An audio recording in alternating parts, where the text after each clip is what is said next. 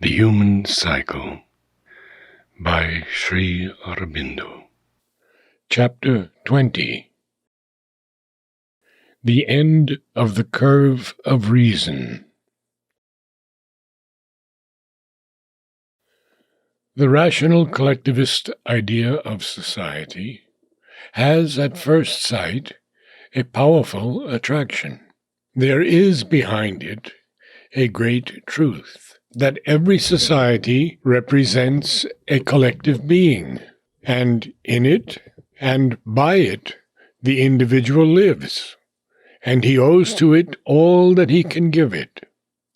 More, it is only by a certain relation to the society, a certain harmony with this greater collective self, that he can find the complete use for his many developed or developing powers and activities. Since it is a collective being, it must, one would naturally suppose, have a discoverable collective reason and will, which should find more and more its right expression and right working if it is given a conscious and effective means of organized self-expression and execution. And this collective will and intelligence, since it is according to the original idea that of all, in a perfect equality, might naturally be trusted to seek out and work out its own good, where the ruling individual and class would always be liable to misuse their power for quite other ends. The right organization of social life on a basis of equality and comradeship ought to give each man his proper place in society, his full training and development for the common ends, his due share of work, leisure, and reward, the right value of his life in relation to the collective being, society. Moreover, it would be a place, share, value regulated by the individual and collective good, and not an exaggerated or a depressed value brought to him fortuitously by birth or fortune, purchased by wealth, or won by a painful and wasteful struggle. And certainly the external efficiency of the community, the measured, ordered, and economical working of its life, its power for production, and general well-being must enormously increase, as even the quite imperfect development of collective action in the recent past has shown, in a well-organized and concentrated state. If it be objected that to bring about this result in its completeness, the liberty of the individual will have to be destroyed, or reduced to an almost vanishing quantity, it might be answered that the right of the individual to any kind of egoistic freedom, as against the state which represents the mind, the will, the good and interest of the whole community, sarvam Brahma, is a dangerous fiction, a baneful myth. Individual liberty of life and action, even if liberty of thought and speech is for a time conceded, though this too can hardly remain unimpaired when once the socialistic state has laid its grip firmly on the individual, may well mean in practice an undue freedom given to his infrarational parts of nature. And is not that precisely the thing in him that has to be thoroughly controlled, if not entirely suppressed, if he is to become a reasonable being, leading a reasonable life? This control can be most wisely and effectively carried out by the collective reason and will of the state, which is larger, better, more enlightened than the individuals. For it profits, as the average individual cannot do, by all the available wisdom and aspiration in the society. Indeed, the enlightened individual may well come to regard this collective reason and will as his own larger mind, will, and conscience, and find in a happy obedience to it a strong delivery from his own smaller and less rational self, and therefore a more real freedom than any now claimed by his little separate ego. It used already to be argued that the disciplined German, obeying the least gesture of the policeman, the state official, the military officer, was really the freest, happiest, and most moral individual in all Europe, and therefore in the whole world. The same reasoning, in a heightened form, might perhaps be applied to the drilled felicities of fascist Italy and Nazi Germany. The state, educating and governing the individual, undertakes to intellectualize, ethicize, practicalize, and generally perfect him, and to see to it that he remains, whether he will or no, always and in all things, strictly on the lines approved by the state, intellectual, ethical, practical, and thoroughly perfect. The pity of it is that this excellent theory, quite as much as the individualist theory that ran before it, is sure to stumble over a discrepancy between its set ideas and the actual facts of human nature, for it ignores the complexity of man's being and all that that complexity means, and especially it ignores the soul of man and its supreme need of freedom, of the control also of his lower members, no doubt, for that is part of the total freedom towards which he is struggling, but of a growing self-control, not a mechanical regulation by the mind and will of others. Obedience, too, is a part of its perfection, but a free and natural obedience to a true guiding power, and not to a mechanized government and rule.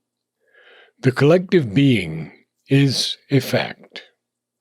All mankind may be regarded as a collective being, but this being is a soul and life, not merely a mind or a body.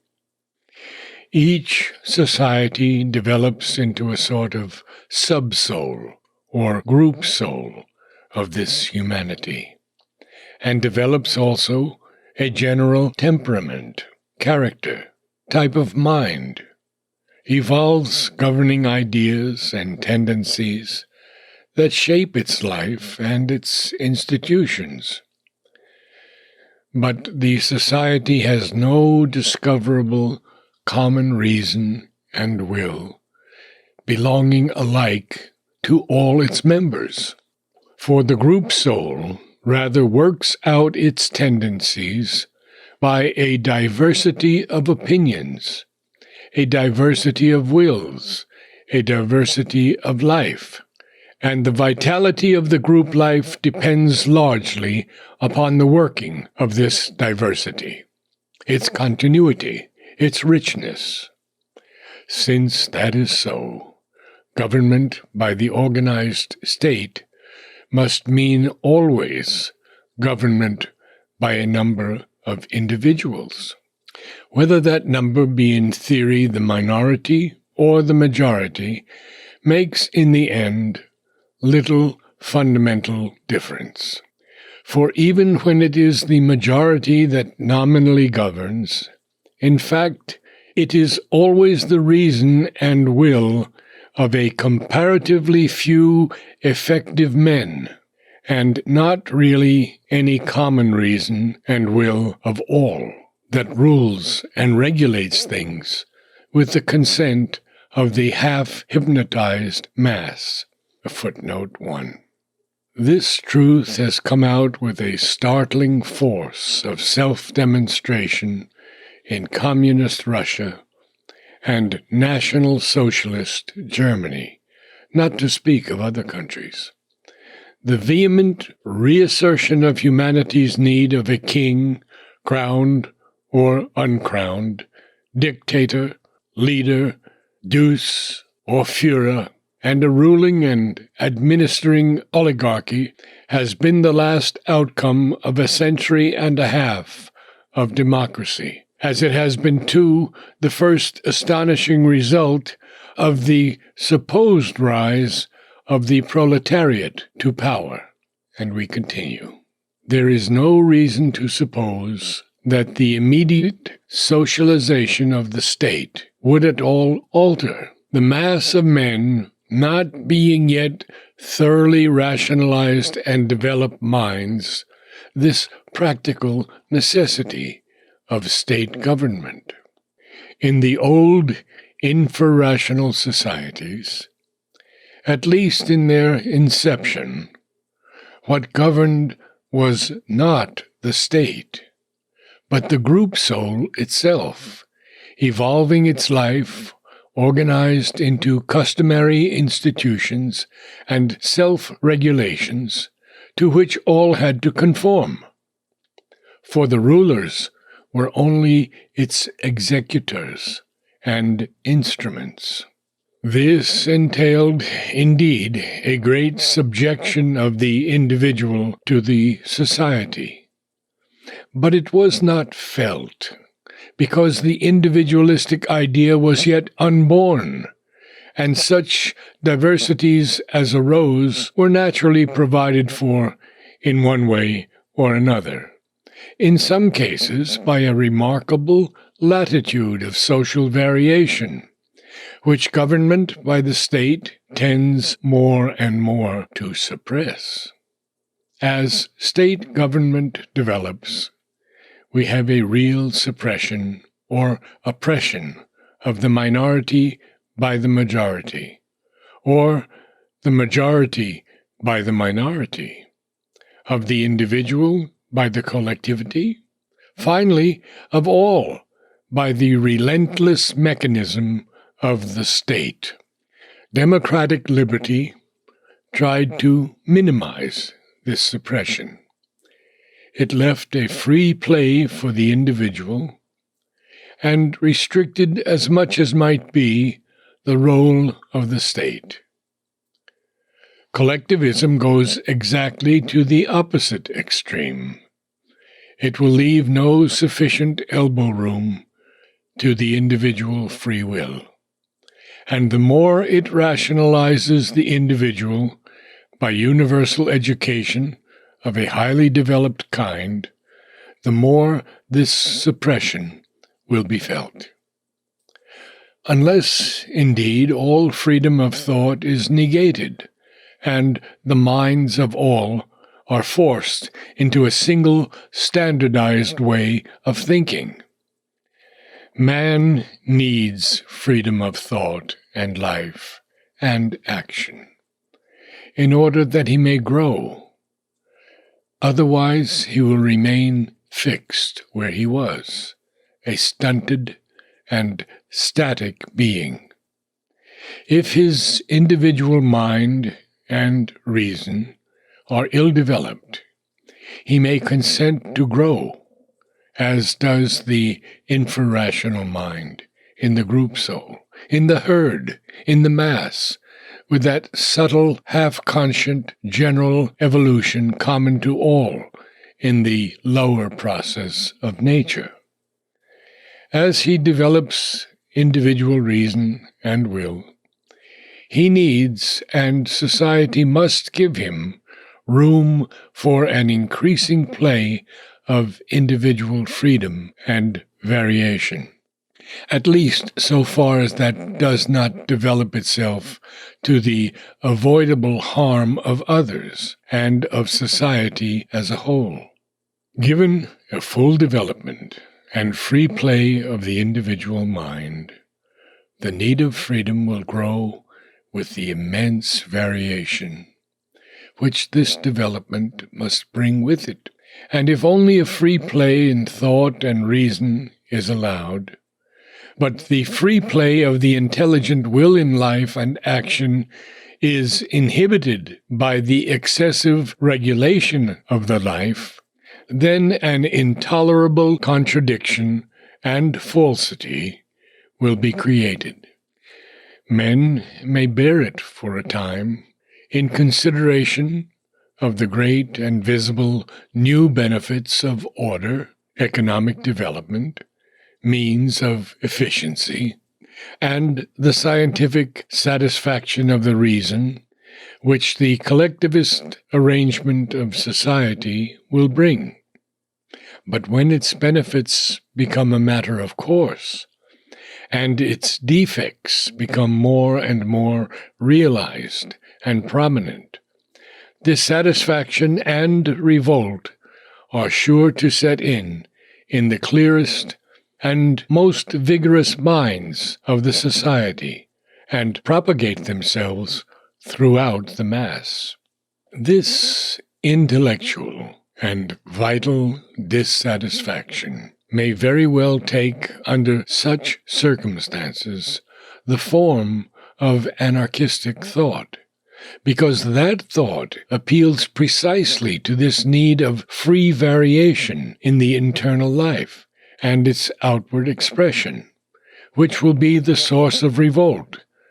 And anarchistic thought must be necessarily subversive of the socialistic order. The state can only combat it by an education adapted to its fixed forms of life, an education that will seek to drill the citizen in a fixed set of ideas, aptitudes, propensities, as was done in the old infrarational order of things, and by the suppression of freedom of speech and thinking, so as to train and compel all to be of one mind, one sentiment, one opinion, one feeling. But this remedy will be, in a rational society, self-contradictory, ineffective, or if effective, then worse than the evil it seeks to combat. On the other hand, if from the first freedom of thought is denied, that means the end of the age of reason, and of the ideal of a rational society.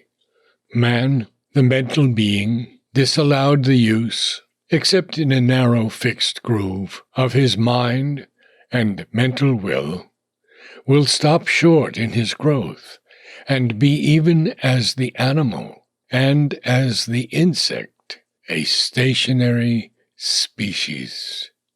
This is the central defect through which a socialistic state is bound to be convicted of insufficiency and condemned to pass away before the growth of a new ideal. Already the pressure of the state organization on the life of the individual has reached a point at which it is ceasing to be tolerable.